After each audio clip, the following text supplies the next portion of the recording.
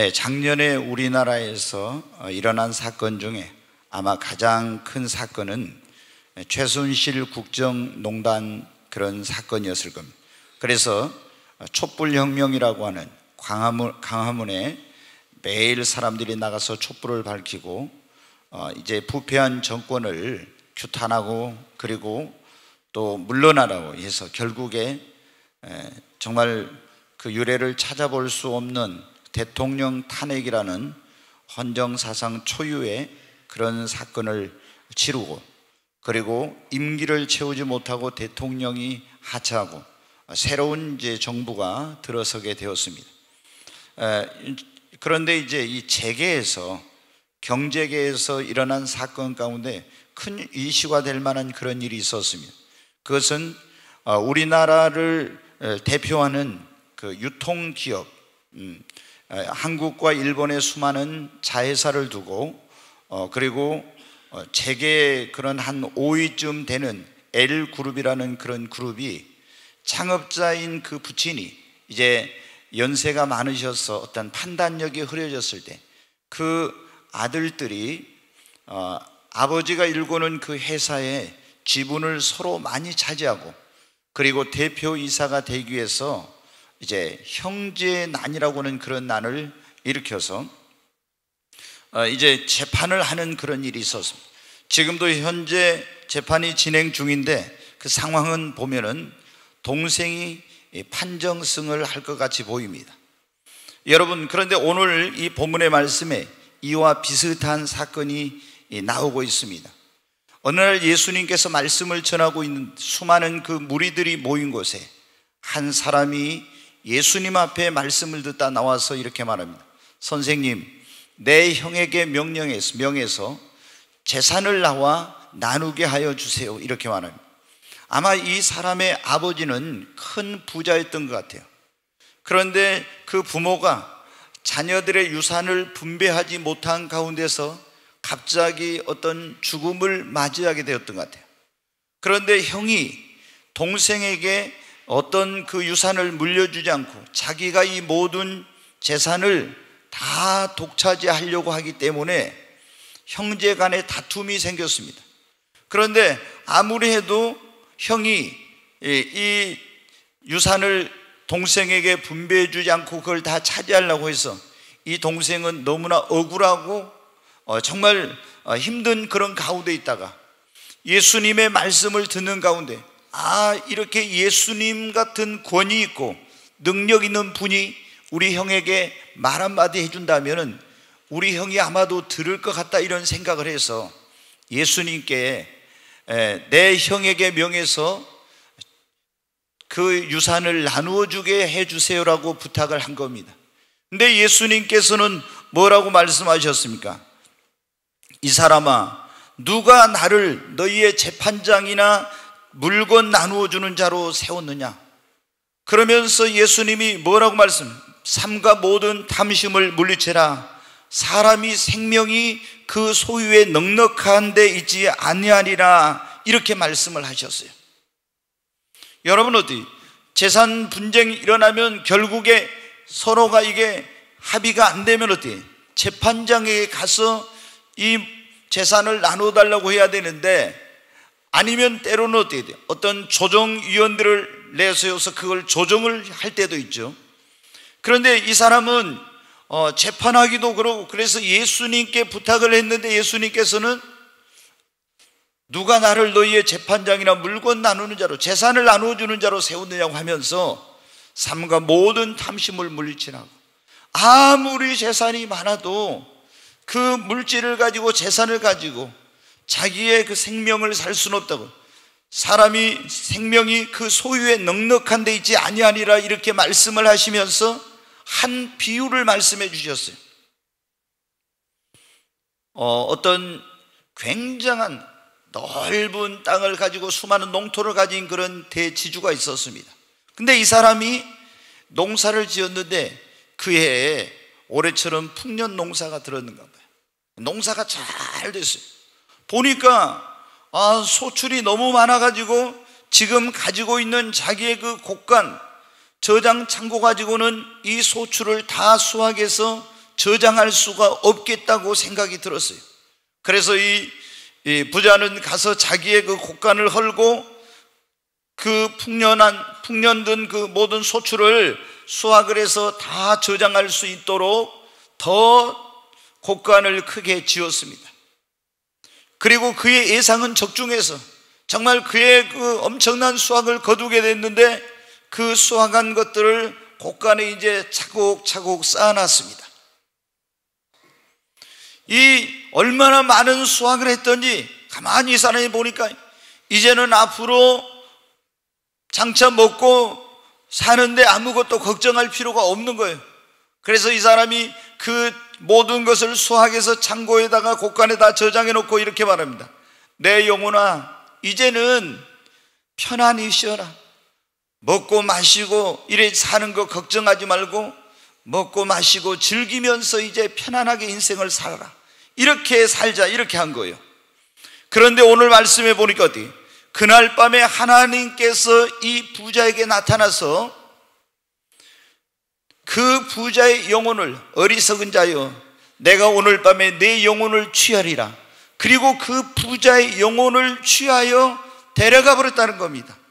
그러면서 예수님께서 말씀하시기를 이와 같이 자기를 위하여 땅에다 재물을 쌓아놓고 하나님께 부요치 못한 사람이 이와 같으니라, 이렇게 말씀하셨어요.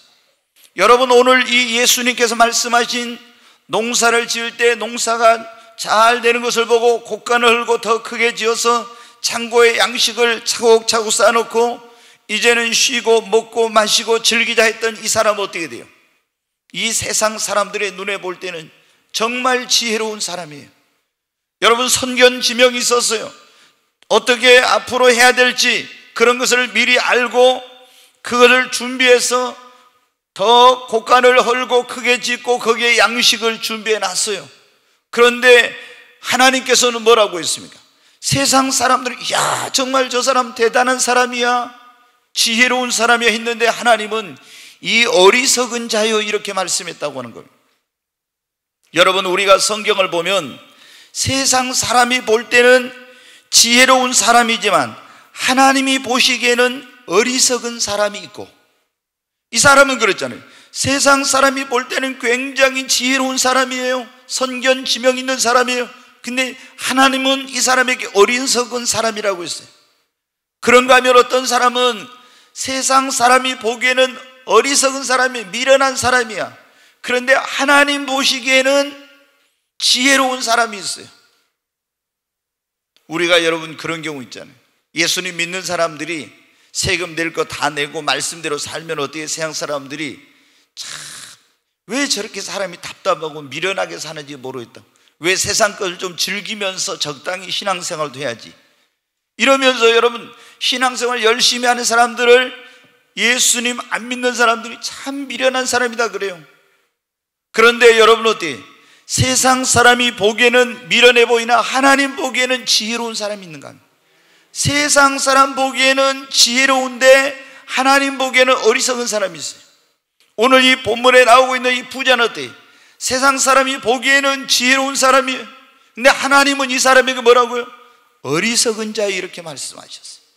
여러분, 오늘 이 시간에 하나님 보시기에 어리석은 사람이란 이런 제목으로 설교를 드리려는데, 여러분은 하나님 보시기에 어리석은 사람 되지 말고 세상 사람의 눈에 보기에는 어리석어 보여도 하나님 보시기에는 지혜로운 사람 되시기를 주님의 이름으로 축원합니다. 그러면은 하나님 보시기에 어리석은 사람이 어떤 사람이냐? 네, 우리 한번 시편 53편 1절을 보겠습니다. 네, 같이 읽습니다. 어리석은 자는 그 마음에 이르기를 하나님이 없다 하도다. 저희는 부패하며 가증한 악을 행하며 선을 행하는 자가 없도다. 여기에 보면 어리석은 사람은 어떤 사람이? 그 마음에 하나님이 없다 하는 사람이 어리석은 사람이라고.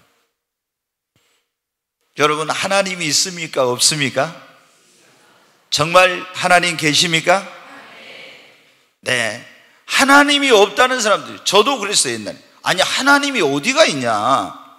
아니, 하나님 있으면 나한테 좀 보여주라. 내가 하나님 보여주면 믿겠다. 보이도 않는 하나님을 어떻게 믿느냐고. 야, 그것은 말도 안 되는 소리야. 이렇게 했던 사람. 근데 우리는 꼭 보아야만 믿을 수 있는 거 아니에요. 여러분, 전기를 눈에 봤습니까? 전기를 눈에 보지 못했지만 스위치를 올리니까 여기에 불이 들어오고 이렇게 하니까 어떻게 돼요? 아, 전기가 있구나. 바람을 여러분 눈으로 보았습니까? 바람을 여러분 눈으로 보지 못했어요. 그러나 나뭇가지가 흔들리고 먼지가 날아가고 파도가 일렁이는 걸 보면서 아, 바람이 있구나, 바람이 세게 불구나죠. 여러분, 하나님은 영이시라 우리 인간의 눈으로 볼 수 없지만 하나님이 계시다는 것은 수많은 증거가 있어요. 무엇보다도 우리 양심이 하나님이 계시다는 걸 증거합니다. 평상시 하나님 없다는 사람들도요, 진짜 위급하고 어렵고 인간의 힘으로 해결할 수 없는 다급한 일을 만나면 뭐라고 합니까? 하나님 그래요. 하나님이 없다 하면서 왜 하나님을 찾습니까?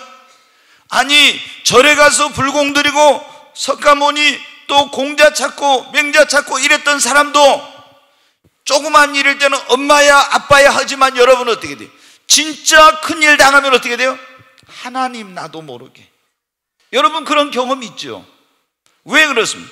하나님이 우리 인간을 지으실 때 그 안에 하나님의 생기, 하나님의 영을 불어넣어서 우리 안에는 하나님을 사모하는 마음, 하나님을 알만한 것이 우리 안에 있는 것입니다. 그래서 나도 모르게 어떤 일을 당하면 하나님, 이렇게 억울한 일을 당해도 하나님. 여러분, 우리 양심이 증거. 그리고 하늘과 땅에 하나님이 지으신 수많은 이 피조물, 하나님이 지은 만물 가운데 하나님의 신성과 능력이 나타나 있다고 했어요. 여러분, 이 우주가 그냥 돌아가는 것이 아닙니다. 얼마나 0.00000 이만큼의 오차라도 생기면 이 수많은 하늘에 있는 별들이 여러분 어때? 그 충돌이, 우주의 대충돌이 일어나고 어마어마한 사건이 일어나요. 이것은 우연히 정말 진화해서 존재한 그런 것이 아닙니다. 놀라우신 전능하신 전지하신 그 하나님께서 우주 만물을 창조하신 것입니다. 살아계신 하나님이십니다. 우리가 기도하면 하나님이 응답하시는 것을 통해서 하나님의 살아계심을 알 수 있습니다. 하나님이 안 계시다면 기도해봐야 응답이 없지만은 우리가 믿는 하나님은 살아계신 하나님이기 때문에 기도하면 응답해 주십니다. 뿐만 아니라 여러분, 무엇을 통해 하나님이 살아계신다는 걸 알 수 있냐면 성경 말씀을 통해서 그분이 선지자들을 통해서 예언한 그 하나님 말씀하신 것이 지금 수천 년 동안 1.1핵도 여러분 틀림없이 그대로 이루어진 거예요. 저는 하나님이 없다는 사람이었어요. 무슨 하나님이 어디 있냐, 그리고 하나님을 믿으려면 내 주먹을 믿으라, 막 이렇게 까불었던 사람. 그런데 제가 교회를 다니면서도 하나님이 진짜 살아계시다 이걸 안 믿었어요. 그냥 종교적으로 내가 마음의 평안을 얻기 위해서, 선하게 살기 위해서 이런 마음으로 교회를 다녔어요. 그런데 어느 날 하나님은 살아계신 것을 알게 됐어요. 근데 그 첫 번째가 뭐였냐면 바로 성경을 통해서였어요. 저는 역사를 좋아하는 사람인데 성경에 하나님께서 벌써 몇천 년 전에 이 인류 역사가 어떻게 진행되고 어떤 나라들이 세계를 지배할 것인지 수천 년 전에 다 예언해 놓았고, 그 예언해 놓은 대로 다 인류 역사가 이루어져 왔다는 걸 보면서 하나님은 살아계시다. 성경이 믿어지고 하나님이 살아계시다는 걸 믿어지다. 하나님이 살아계시면 나한테 하나님 보여주시오. 그러면 나도 하나님 믿겠습니다. 이랬던 사람입니다. 저는 하나님을 만났어요. 예수님도 만났습니다. 하나님은 살아계십니다. 기사와 이적과 표적을 통해서 하나님이 살아계신 것을 보여주고 있습니다. 여러분, 하나님이 없다고 하는 사람, 천지 만물을 창조하시고 이 온 우주 만물을 섭리하시고 주관하시고 다스리시고 역사하시는 그 하나님이 없다고 하는 것은 손바닥으로 하늘을 가리면서 태양은 없다 이렇게 하는 것과 같이 어리석은 것입니다. 하나님은 살아계신 하나님이요, 지금도 인간의 생사화복 흥망성쇠 이 모든 것을 주관하시는 하나님이십니다. 나의 미래와 운명도 하나님의 손에 여러분 달려 있습니다. 내가 사랑받을지 미움받을지, 성공할지 실패할지, 행복할지 불행할지, 흥할지 망할지, 이 모든 것이 하나님의 손에 여러분 달려 있습니다. 그런데 하나님이 없다고 하면서 자기의 힘으로 하나님을 안 믿고 내 능력으로 살아가겠다고 하는 사람은 어리석은 사람이라는 거예요. 여러분, 하나님은 살아계십니다. 하나님을 믿고 하나님을 의지하고 내 힘으로 능력으로 할 수 없으니 하나님께 도와달라고 하고 내 미래와 앞길을 하나님께 부탁하고, 이 사람이 여러분 지혜로운 사람인 것입니다. 여러분, 우리는 우리 힘으로 능력으로 살아갈 수 있는 게 아니에요. 저도 이제 60을 넘었는데 제가 여러분 어떻게, 우리 목사님 벌써 그렇게 나이 먹었나 그럴 거예요. 저 얼굴 보면요, 저보다 한참 젊다고 그래요. 그래서 내가 60 넘었다 하면은 나이를 어디로 그렇게 먹었냐고 그러는데, 근데 여러분 어때요? 제가 60을 넘었으니까 인생을 이제 어느 정도 살았잖아요. 근데 여러분 어때요? 정말 우리 힘으로 능력으로만 못 삽니다. 하나님의 도우심이 있어야 살아요. 하나님의 도우심. 여러분, 하나님이 없다고 어리석은 사람이에요. 하나님은 계십니다.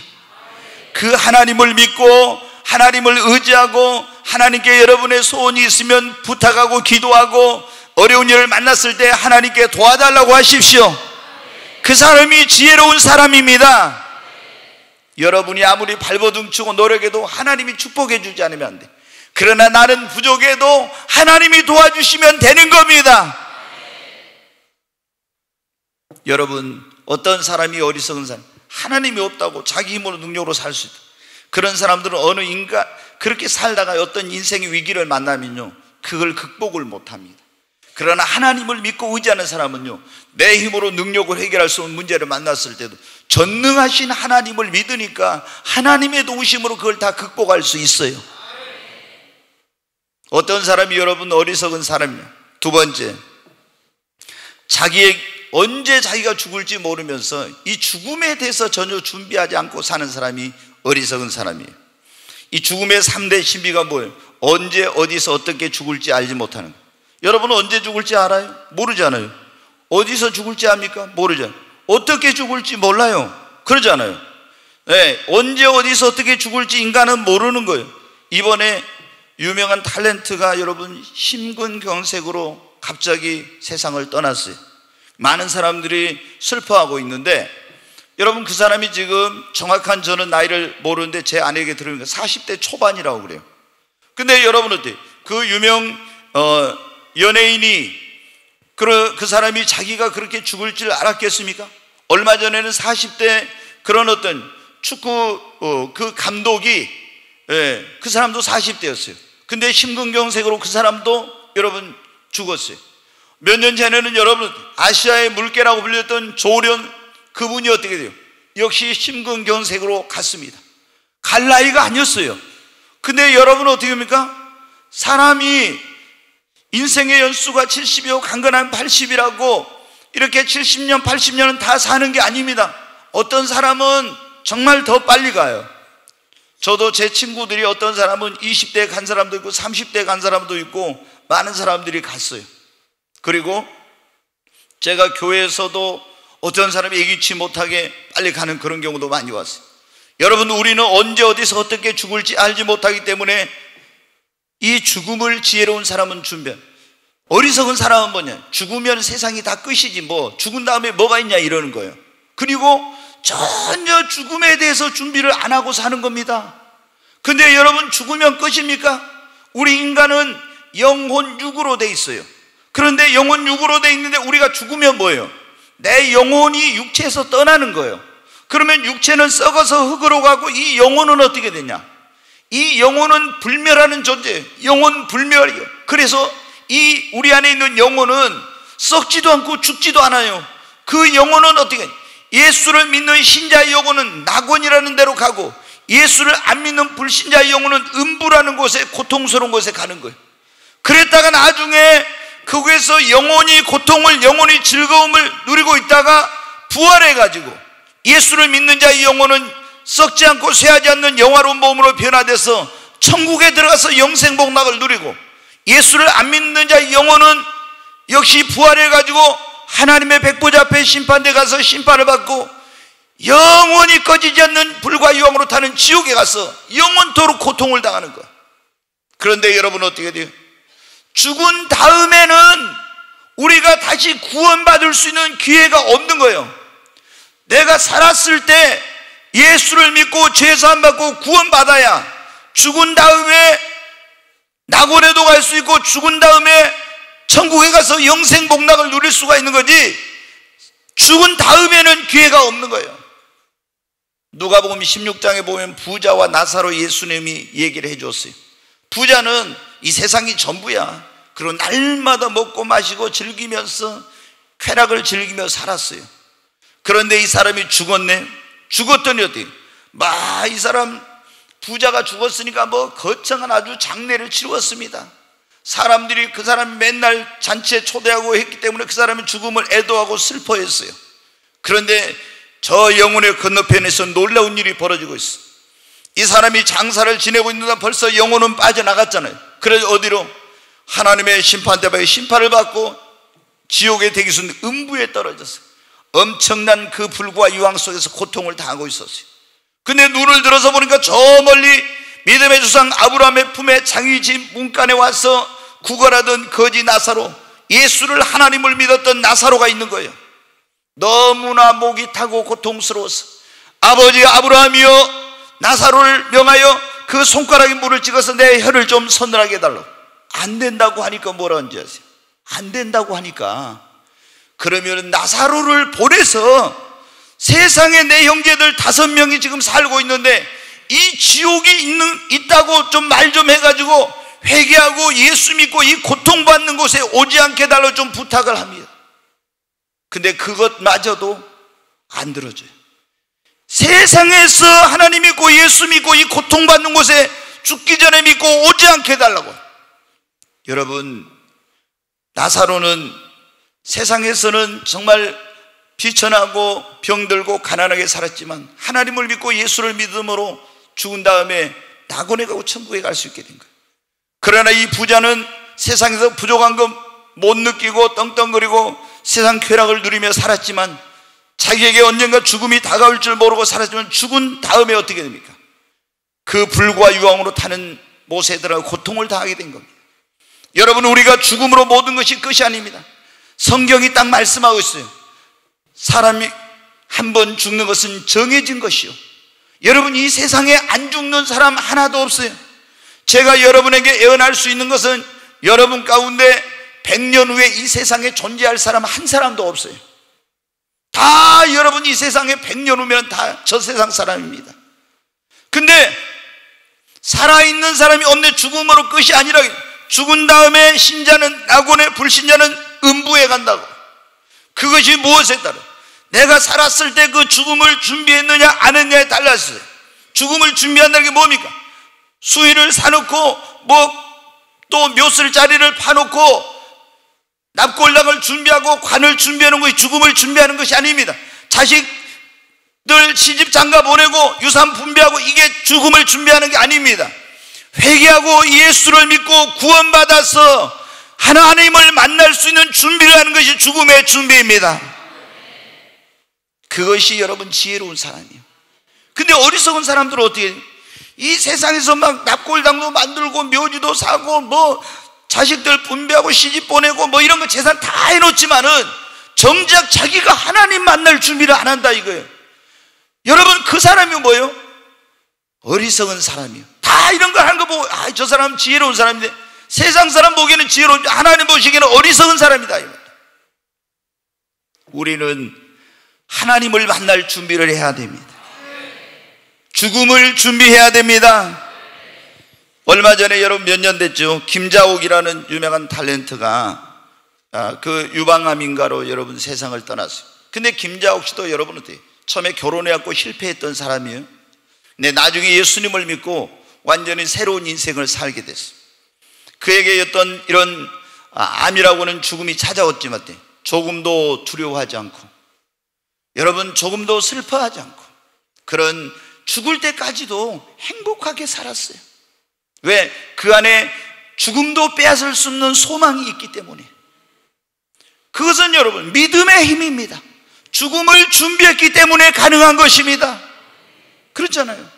예수를 믿는 사람들은 죽으면은 고통 가운데로 들어가는 것이 아니라 더 좋은 곳으로 이사를 가는 것입니다. 더 좋은 곳으로. 근데 죽음을 준비하지 않는 사람은 어때요? 죽음이 닥치면 벌벌 떨고 두려워하고.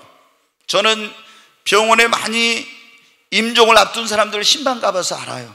근데 정말 뭐 사고나 질병이나 여러 가지 이런 것으로 인해서 죽음을 앞둔 사람들을 많이 만나는데, 여러분 예수님을 제대로 안 믿고 믿음이 없는 사람들은요 다 죽음을 두려워해. 이 세상에서 별 권세를 가지고 지식이 많고 뭐 떵떵거리고 살았어도 죽음 앞에는 장사가 없더라고. 다 벌벌 떨어요. 그런데 예수를 믿고 구원의 확신을 가진 사람은요 마음의 평안을 누려. 기쁨이 충만합니다. 소망이 넘칩니다. 여러분, 죽음을 준비하는 지혜로운 사람이 되십시오. 오늘 우리가 하나님 보시기에 어떤 사람이 어리석은 사람? 세 번째, 이 땅에 재물을 쌓아놓고, 거기 한번 21절 말씀 한번 같이 읽겠습니다.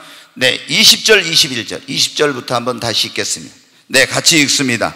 하나님은 이르시되 어리석은 자여, 오늘 밤에 내 영혼을 도로 찾으리니 그러면 내 예비한 것이 네 것이 되겠느냐 하셨으니, 자기를 위하여 재물을 쌓아두고 하나님께 대하여 부요치 못한 자가 이와 같으니라. 아멘. 오늘 예수님께서 말씀하신 이 부자가 어리석은 사람이라고 주님이 그랬잖아요. 세상 사람이 볼 때는 어떻게 돼요? 굉장히 지혜로운 사람이잖아요. 창고를, 농사를 잘 지은 것도 뭐 지혜롭지만 수확이 많을 걸 알고 그만큼 이걸 들어갈 수 있는 곳간을 얼고 창고를 지어가지고 거기 다 저축해 놓고, 얼마나 여러분 지혜롭고 선견지명 있는 사람이에요. 모든 사람이 야 정말 대단한 사람이다 이랬을 거예요. 그런데 주님은 뭐라고요? 어리석은 사람이다. 왜 어리석은 사람이냐? 이 사람이 어리석은 이유는 두 가지. 첫째는 뭐냐면, 이렇게 이 세상에서 자기의 육신의 때를 위해 모든 걸 준비했지만 자기의 영혼의 때, 죽음을 준비하지 않았다는 거. 언제 죽을지 모르는데 영혼의 때를 준비하지 않았다는 거. 또 하나는 뭐예요? 이 땅에다가 재물을 곳간에 많이 쌓아놨지만 하나님께는 인색한 그런, 하나님께는 드린 것이 없는 그런 사람이라는 거. 그럼 죽으니까 누구 것이 돼요? 자식 것이 되는지 다른 사람 것이 되는지 아무것도 자기 것이 못 된다는. 그래서 주님은 뭐라, 어리석은 자여 이렇게 말씀합니다. 여러분, 우리는 이와 같이 어리석은 사람이 되면 안 됩니다. 우리가 여러분 어떻게 돼요? 죽을 때 돈 10원짜리 하나도 못 가지고 가요. 그러잖아요. 아무리 돈이 많았던 사람, 우리나라의 이병철, 돈병철이라고, 정주영 회장 이런 사람들 여러분 죽을 때 돈 많으니까 어떻게, 우리보다 몇 자리 뭐 더 크게 더 큰 관에 들어갑니까? 똑같아요 여러분. 우리가 죽을 때는 한 푼도 가지고 가지 못해.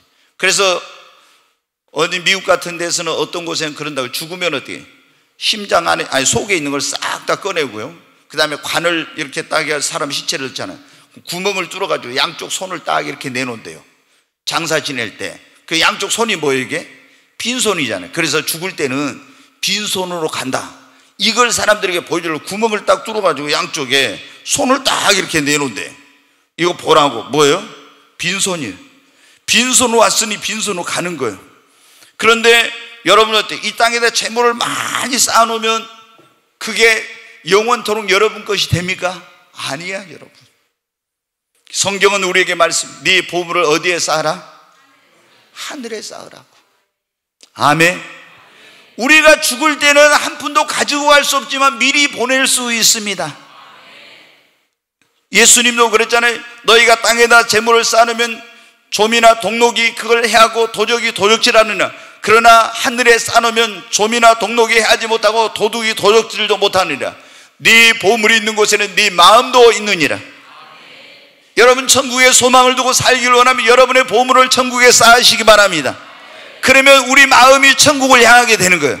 자꾸 땅에다 재물을 쌓으면요, 그 사람이 땅에 사고 한 사람인데, 그럼 왜 재물을 땅에 쌓아놨을까? 여기서 천년만년 살 것처럼. 근데 내가 맨날 하늘에다 내 보물을 쌓아놓으면 어떻게 돼?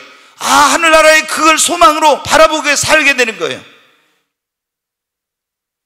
여러분, 우리는 열심히 돈을 벌어야 됩니다. 성경에 보십시오. 가난한 자는 부자의 종이 돼요. 체주의 종이 되고 부자의 종이 돼요. 그리고 가난하게 되면 여러분의 형제들도 다 여러분을 멀리하고 친구도 다 떠난다고 나와 있어요. 그러잖아요. 여러분이 가난해봐요. 예수를 믿는 사람이 가난해봐요. 여러분 어디 가면 인정받지 못해. 여러분 형제들도 친구들도 다 떠나. 그럼 여러분이 어떻게 돼요? 성공하고 잘 살아보십시오. 부자가 되고서. 그러면 어떻게 돼요? 다 여러분 주변에 친구가 많아지고 모여들어. 그래도 뭐가 있으면 뭐 떡 하나라도 아니면 고물이라도 주워 먹을 수 있으니까. 세상은 냉정합니다. 여러분 보십시오. 아무리 나하고 좋았던 사람도요, 내가 사업에 실패하고 가난하게 되면요, 다 나를 멀리합니다. 근데 내가 전에 실패하고 찢어지게 가난하고 그런 사람이었어도요, 내가 어떤 일로 인해서 다시 일어나고 성공하면요, 그렇게 나를 무시했던 사람들이 다 몰려들어요.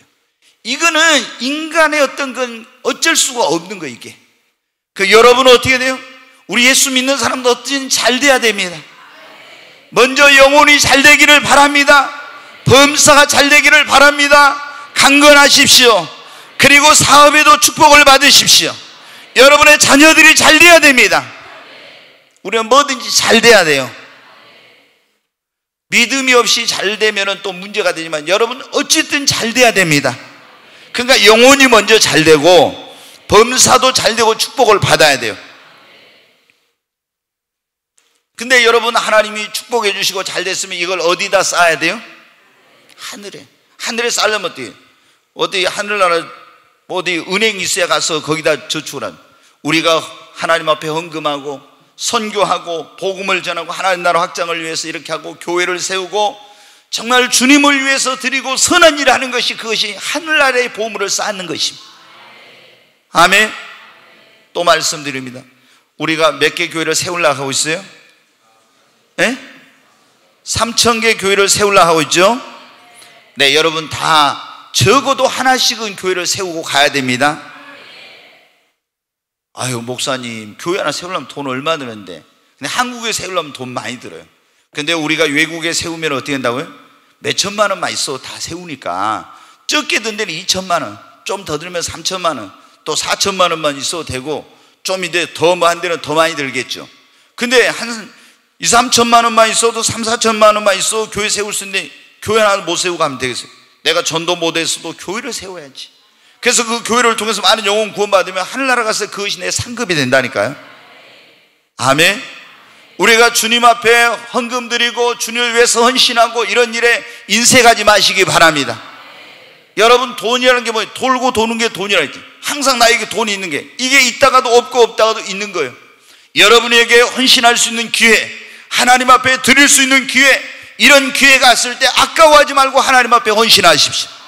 여러분이 이 땅에 쌓아놓은 것은 다 여러분 것이 되지 못해요. 여러분 자녀들에게 물려줘봤자 소용없는 거예요. 그러나 우리가 하나님 앞에 드린 것은 하늘나라의 나의 보물이 되고 영원한 나의 것이 되는 것입니다. 그것이 나의 상급이요, 그것이 나의 영광이요, 면류관이 되는 것입니다. 그런데 여러분 어때요? 이 부자는 왜 어리석었어요? 땅에다만 쌓아놓고 하늘나라에는 안 쌓은 거예요. 자기를 위하여 부여하고 하나님께는 인색한 거예요. 그래서 여러분 하나님이, 예수님이 어리석은 자라고 하는 거예요. 여러분 우리가 예수를 믿는 사람들도 보면요, 자기 자신을 위해, 자식을 위해서 이 땅에서는 재물을 쌓아놓고 펑펑 쓰지만 주님 앞에 드린 데는 인색하고, 그리고 여러분 얼마나 정말 그 하나님 앞에 이 드리기를 주저하고 아까워하는지 모릅니다.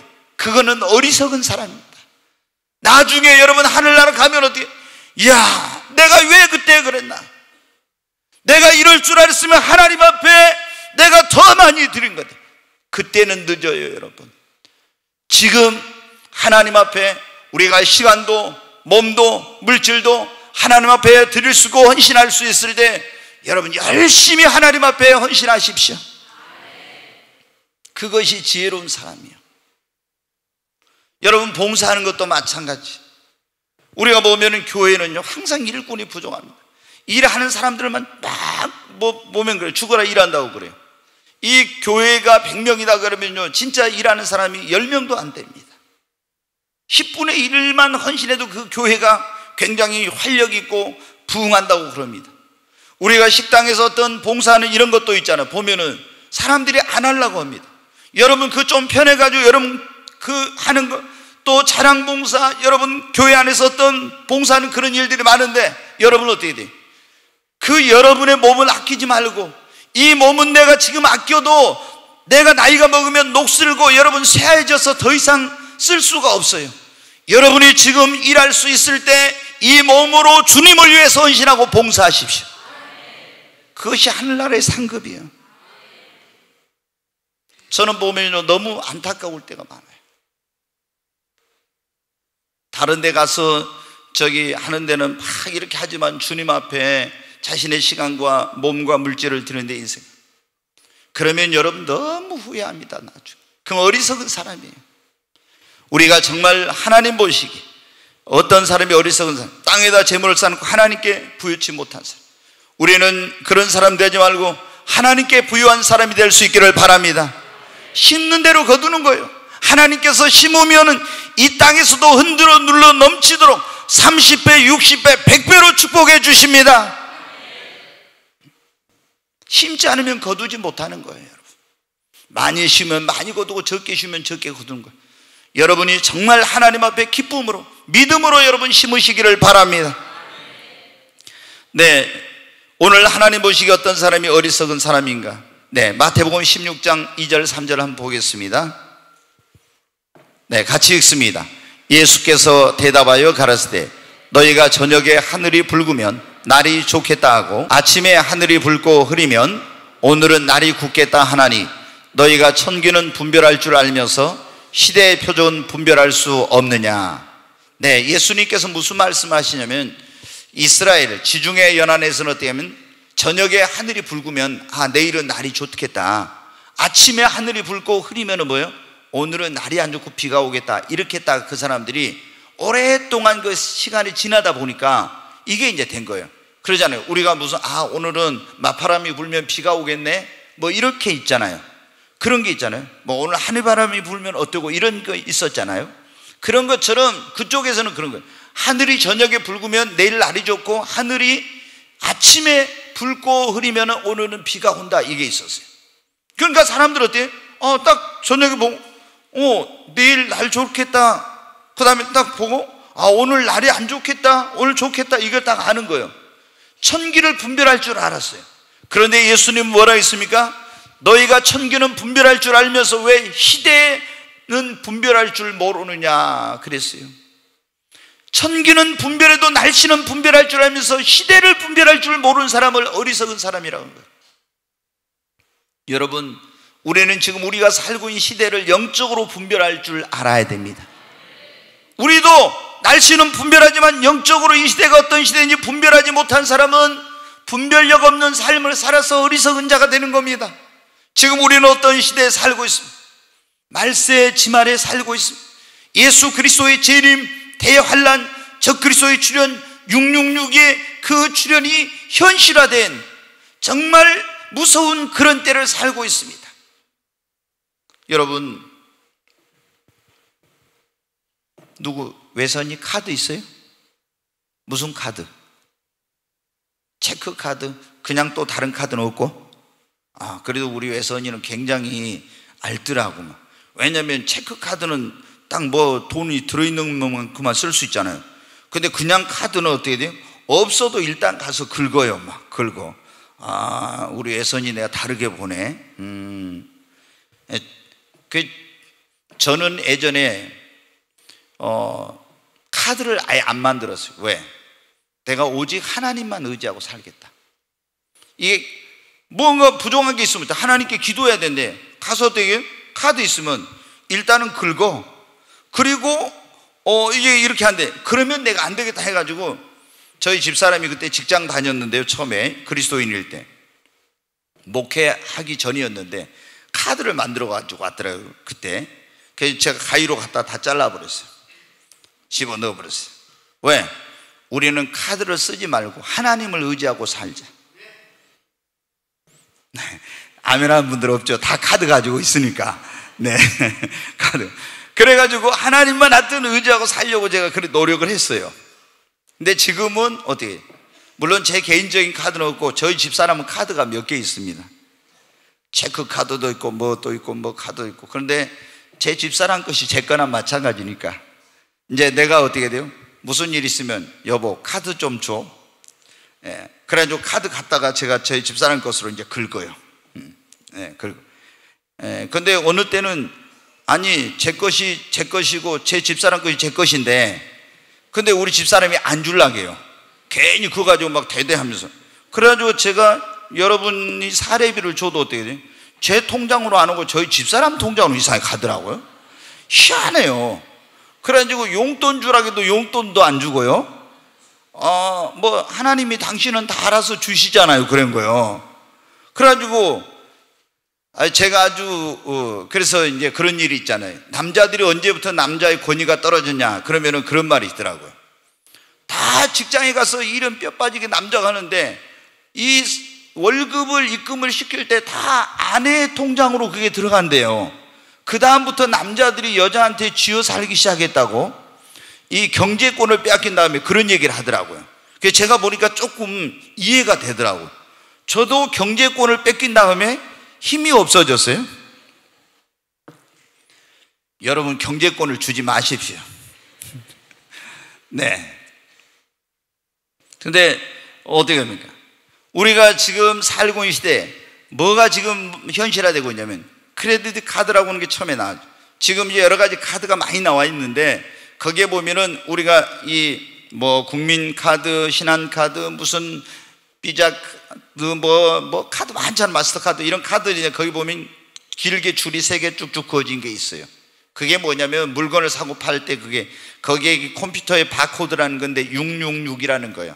컴퓨터는 숫자로 그것을 이걸 인식을 못하고 이런 코드로서 그거를 인식을 하는데, 근데 이게 발전해 가지고 지금 어떻게 돼요? 마이크로칩, 뭐 RFID라고 하는 그런 어떤 칩이 나오고 뭐 여러 가지 그런 지금 칩이 나왔어요. 근데 이제 문제는 뭐냐면 이 카드를 분실하거나 했을 때 어떤 여러 가지 문제가 생겨서 이 카드에 담았던 그런 모든 개인의 정보, 이것을 조만 쌀알만한 크기의 그 칩에 담아가지고 이것을 인간의 몸에 주입을 하고 있다는 거예요. 666이라는 표가 그게 뭐냐면 칩이라는 그런 말이에요. 그게 원어예요. 근데 여러분 어떻게 돼요? 지금 그것을 그게 666이라고 하는 그게 들어가요. 전부 다 그게 들어가요. 그게 GPS를 작동해서 어디에 있든 여러분의 위치와 이런 게 전부 다 파악이 되는데 그게 개인의 어떤 신상 이런 모든 게 다 들어가요. 거기에 금융 그 내용, 그러니까 은행에 갈 필요 없이 쓱 지나가면서 스캔이 돼가지고 거기서 정보가 읽혀져서 현금을 안 가져가도 다 이게 판독이 돼가지고 현금이 없는 사회가 되고 있어요. 근데 이것이 지금 우리나라에서도 어떻게 하는 원격 진료라고 해가지고 의료 시스템이 지금 바뀌어 있는데 아산병원이나 삼성 이런 서울대병원 같은 연세 세브란스 이런 데서 엄청난 스마트 병원을 지금 세우고 있어요. 그게 뭐냐? 이 스마트 병원에서는 여러분이 가서 칩을 받으면 병원에 이제는 갈 필요가 없어요. 진찰을 받으러 가서 복잡한 절차를 거칠 필요가 없이 그냥 병원에 거기 데이터베이스하고 나하고 연결이 돼가지고 이 칩을 받아놓으면 내 혈당, 혈압, 뭐 무슨 수치 이런 것이 있잖아요. 그게 그냥 바로 병원에 안 가도 거기서 체크가 자동으로 다 돼요. 지금 이런 병원을, 스마트 병원을 아산병원을 비롯해서 우리나라의 대형 이 빅5라고 하는 그런 대형 병원들이 다 지금 이 시스템을 갖추고 있어요. 근데 이게 여러분 어떻게 돼? 앞으로는 지금도 카드로 하고 있지만 물건을 사고 팔고 하는 이런 것들이 이제 없어지는, 그 카드 가지고 그냥 칩으로 지나가기만 하면 지금도 많은 곳에서 그렇게 되고 있는데 앞으로는 전체가 그렇게 되는 거예요. 666표라고는 이걸 적그리스도가 이것을 통해 세계를 통치하고 지배하는 그런 수단인데 여러분 어떻게 이게 현실화, 이게 어느 때 오냐? 마지막 때 이런 일이 일어나요. 근데 지금 그런 일이 벌어지고 있어요. 지금 우리는 시대를 분별해야 됩니다. 그래서 지금 안일하게 나태하게 이렇게 신앙생활할 때가 아니라 정말 근신하고 정신을 차려서 깨어서 기도하고 말씀 저축, 기도 저축, 믿음 저축, 영역을 저축하고 어떤 시험과 환난이 와도 이길 수 있도록 준비를 해야 됩니다. 어리석은 사람은 그냥 어떻게 되겠지 이렇게 있다거든요.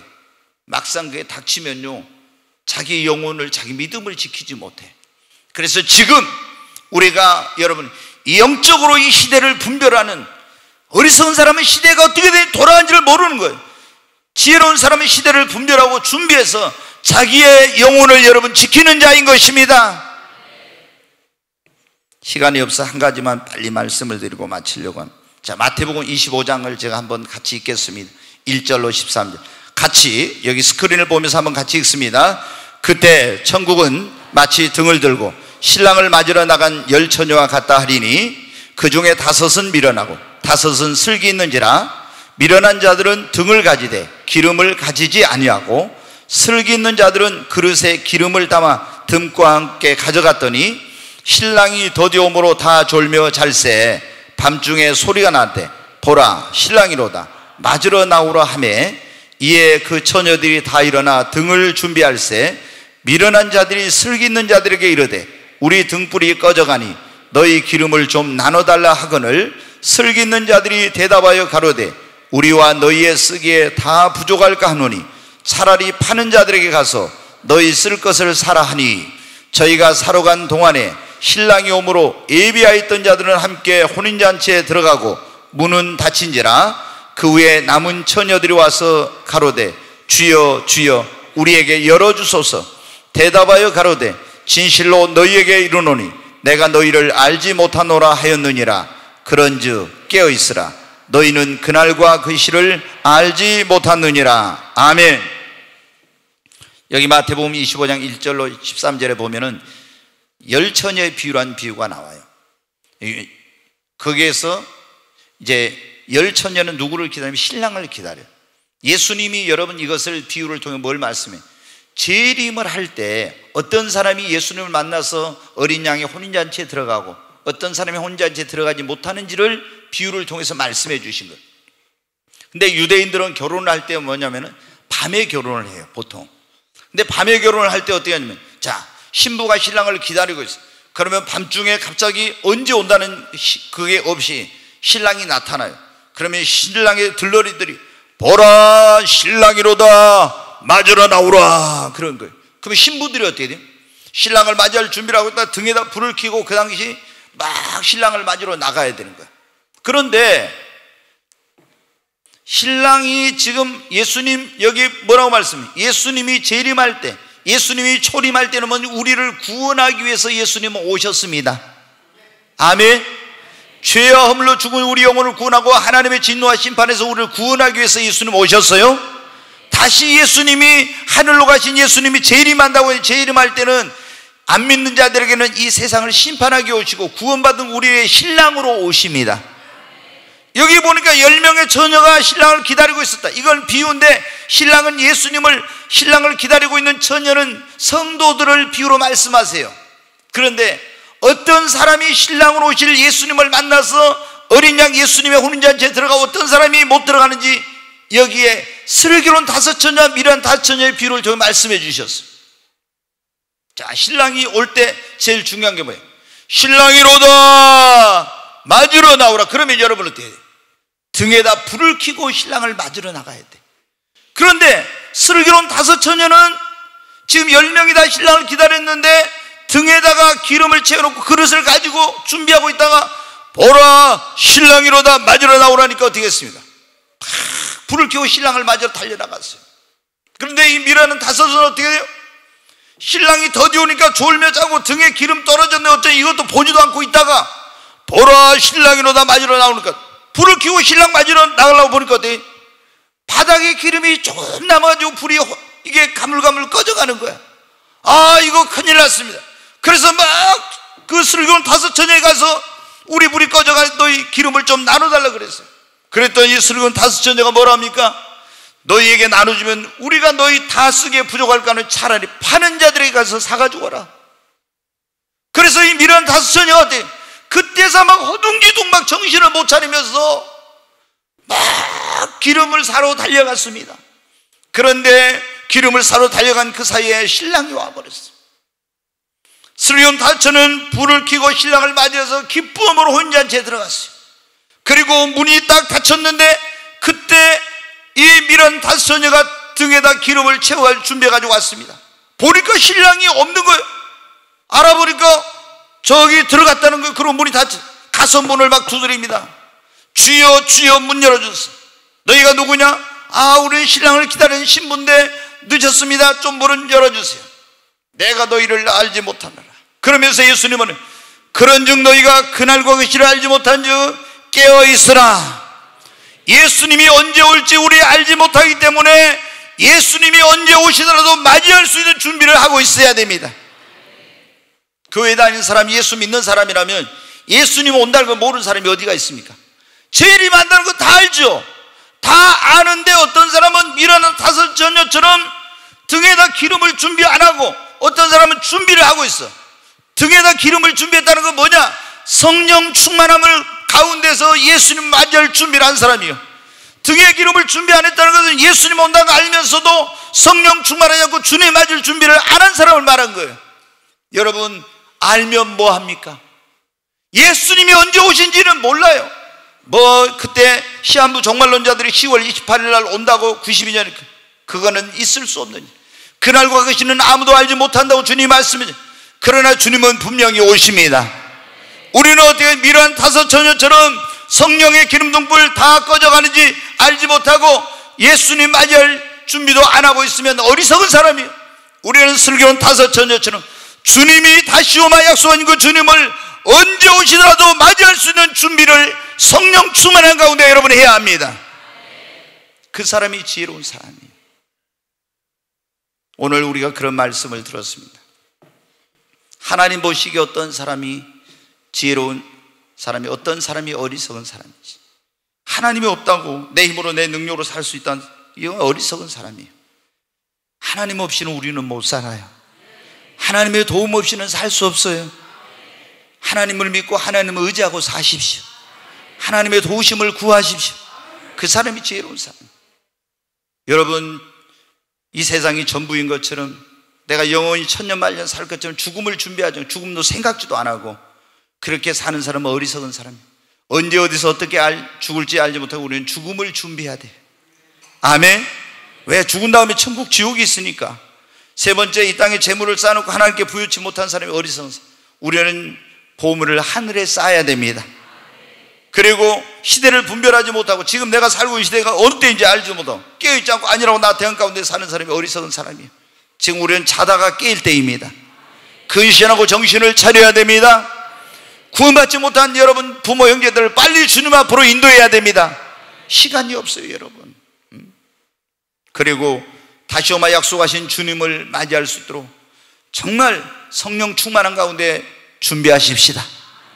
등에 기름을 채웠다는 게 뭐냐? 불이 꺼졌다는 것은 이 사람의 믿음이 떨어지고 그리고 이 사람이 성령 충만함을 잃어버렸다는 거예요. 우리는 여러분 등에다 기름을 가득 채운 믿음으로 충만하고 성령으로 충만해야 됩니다. 그래서 언제 주님이 오시 신랑이로다 예수 그리스도다 하면은 천사들의 소리가 들릴 때, 호령과 나팔 소리를 할 때 우리는 주님 앞에 여러분 기쁨으로 나아가서 예수 그리스도의 헌신잔치에 기쁨으로 참여하는 우리 모든 성도들이 되시기를 주의 이름으로 축원합니다.